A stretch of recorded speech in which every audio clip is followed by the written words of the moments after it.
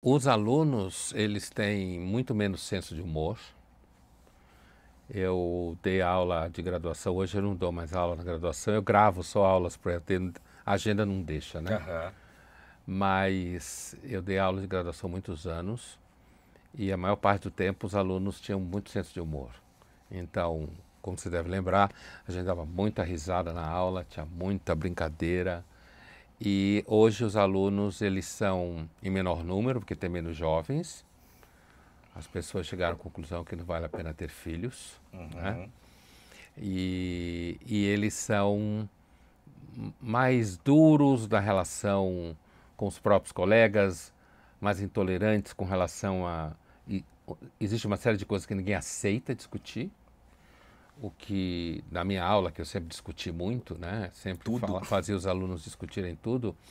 Então, os alunos hoje são assim, eles são mais mimados, mimados no sentido de que, vou dar um exemplo, e olha que isso já tem algum tempo, hoje é pior.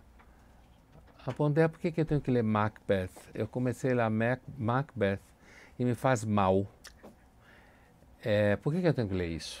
Justamente porque te faz mal, meu querido. Então, era uma menina, né? Era uma Minha menina. querida. Assim, uma vez também já isso, depois da pandemia, eu citei alguma coisa sobre Shakespeare, né?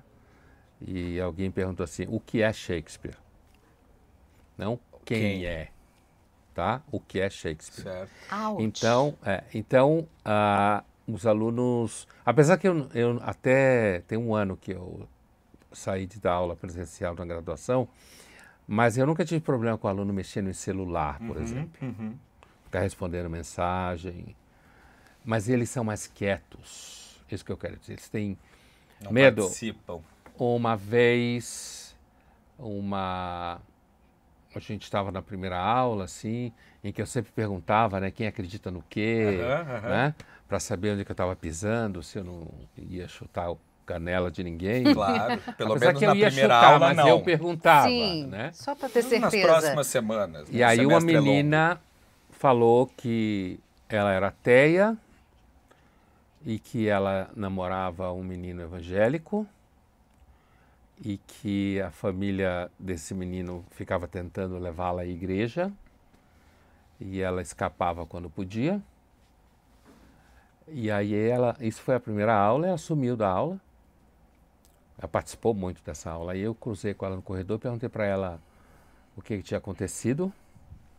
E ela falou, não, eu deixei a matéria, desisti. Eu falei, mas por que você participou tanto? Ela falou, não, o problema não é a matéria aqui. Lembra daquela história que eu contei do meu namorado evangélico? Então, uma das meninas na sala gravou o áudio, mandou para a irmã dele, ela mandou para ele Nossa. e ele terminou o namoro. Mas era melhor ter seguido na aula, né? Então, não, mas você vê o medo, né? Uma loucura, você claro, vê o medo claro. de você falar uma coisa, de repente Ser repreendido. o colega gravar, né? Então, esse tipo de coisa acaba Eu tô chocada. somando e fazendo com que os alunos hoje eles sejam muito mais contidos e muitos são medicados, fazem tratamento, né? Isso é um tema que não é brasileiro, esse Claro. tema, esse é um Sim. tema, tem muito livro escrito sobre isso. Né? E os pais? E os pais, bom, os pais são diretamente responsáveis por isso, né? Primeiro, cada vez mais os alunos vêm de famílias que são filhos únicos, o que já dá uma zoada, Claro. né? E então os pais, eles têm muitas expectativas com relação...